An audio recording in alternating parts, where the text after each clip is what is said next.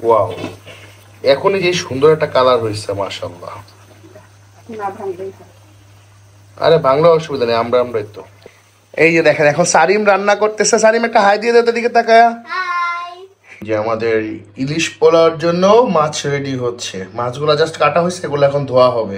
এখন হচ্ছে লবণ দিয়ে 10 মিনিট ম্যারিনেট করে রাখা হবে, তারপরে বাকি প্রসেস দেখাচ্ছি।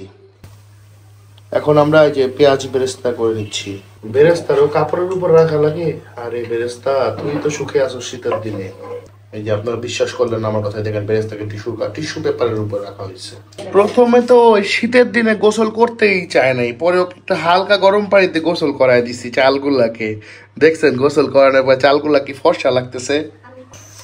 এটা হচ্ছে বাটা পেঁয়াজ, টক দই, ফেটানো টক দই, জিরা বাটা। আর এটা এখন কি দিচ্ছেন আপু? ধনিয়া গুঁড়া। যে সুন্দর একটা ঘ্রাণ বের হয়েছে মাশাআল্লাহ। মরিচ বাটা।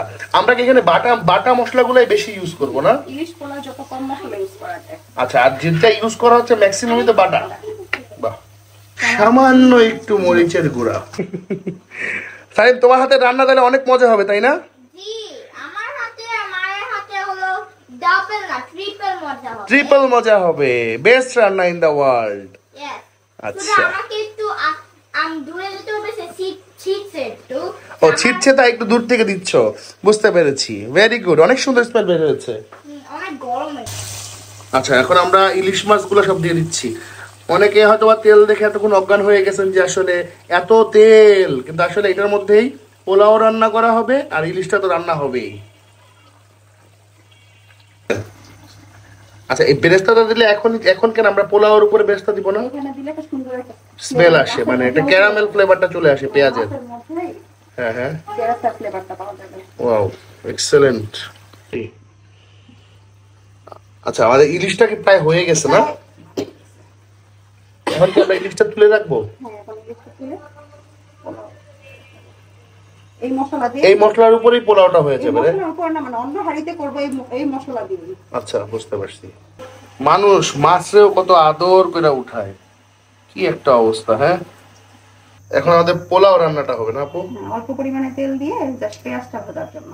ওকে আর কোনো মশলা দেব না। ওকে, অল্প একটু আদা বাটা।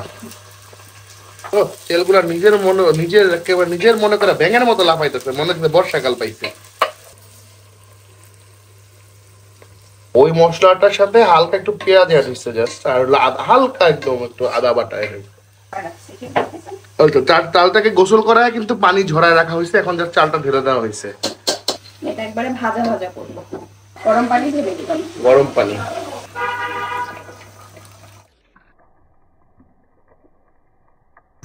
15 মিনিট, 15 মিনিট হ্যাঁ তোমারে পাস। 15 মিনিটের মতো নিজের মনে করে হয়ে যাও তাড়াতাড়ি। এর জন্য 7-8টা কাঁচামরিচ দিয়ে দেওয়া হয়েছে,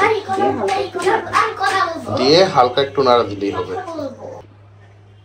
পানিটা অলমোস্ট শুকায় গেছে। পানি শুকায় গেছে। ওয়াও, যে সুন্দর একটা ঘ্রাণ বেরিয়েছে। আপনারা আসলে ঘ্রাণ নিতে পারবেন না, আপাতত দেখেই শান্তি দেন। সাইম, তুমি কি করছো? রান্না নাচছো? জি, অনেক কষ্ট রান্নাটা। আহারে, অনেক কষ্ট। আচ্ছা থাক, তাহলে মার কাছে দিয়ে দিই আমরা, মা নেড়ে দিবে, ঠিক আছে? Thank you. এই যে পোলাওটা এখন ট্রান্সফার করে নিচ্ছি। এই প্রসেসিংটা খুব ইম্পর্টেন্ট, এটা দেখেন। মা, তুমি কি খুলতে পারবে? হ্যাঁ, খুলতে পারবে, একটু দেখছি। আমার বাবা অনেক ভালো। অবশ্যই, তোমার বাবা অনেক ভালো, তোমার মা অনেক ভালো, সবাই ভালো, আমিও ভালো। এই যে এখন দেখেন, ওরে কি সুন্দর লাগতেছে এটা দেখতে।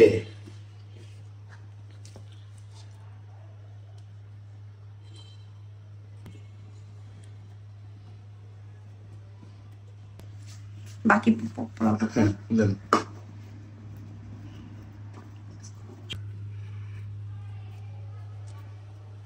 বেরেস্তা। এই হচ্ছে আমাদের ফাইনাল লুক ইলিশ পোলাওর। এটা আমরা এখন ওই যে যখন বাড়বো বা পরিবেশন করব তখন এটা আসলে বোঝা যাবে যে কি অবস্থা আসে বিষয়।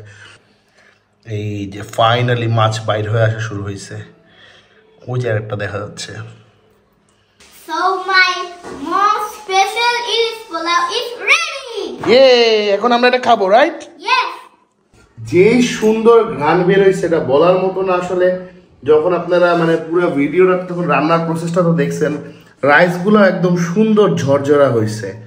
এখন এই হচ্ছে আমার ইলিশটা, দাঁড়ান দেখাই একটু আপনাদেরকে, দেখেন কত সুন্দর একটা কালার আসছে, মানে মাশাল্লাহ, মানে একদম সেই একটা ঘ্রাণ। স্বাদটা এখনই আমি আপনাদের খেয়ে বলতেছি, বিসমিল্লাহ। মানে এইটা আসলে আমি আপনার স্বাদ যদি এক্সপ্লেন করতে যাই আপনি বলবেন এটা আপনার এসে খাইতে হবে।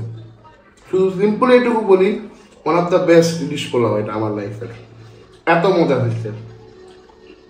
থ্যাংক ইউ সারিম, মানে আসলে অনেক লাকি যে ওর মা সব মজার মজার রান্না করে, আমরাও মাঝে মাঝে ওর সাথে এসে হামলা দিয়ে খেয়ে যাই চান্সে। প্রতিটা কামড়ে কামড়ে ইলিশের ফ্লেভারটা, মানে প্রতিটা একটা করে নালা নিচ্ছি, আর ইলিশের ফ্লেভারটা এটার মধ্যে মানে রাইসের মধ্যে এত সুন্দরভাবে আসছে এটা বলার মতো না। কারণ মশলা কষানোটা আপনারা দেখছেনি কিভাবে করে টোটাল প্রসেসটা হয়েছে, যার কারণে প্রতিটা চালের মধ্যে ইলিশের একটা ফ্লেভার পাওয়া যাচ্ছে। তো আপনারা অবশ্যই জানাতে ভুলবেন না আপনারা কে কিরকম ইলিশ পোলাও পছন্দ করেন আমার মতো। যদি আপনাদের ইলিশ পোলাও পছন্দ হয়ে থাকে, ইনশাল্লাহ কোনো না কোনো দিন এমনও হইতে পারে আপনাদের সাথে একটা ভিডিও সুযোগ হয়ে যেতে পারে। তো আজকের মতো এখান থেকে বিদায়, আল্লাহ হাফেজ সবাইকে।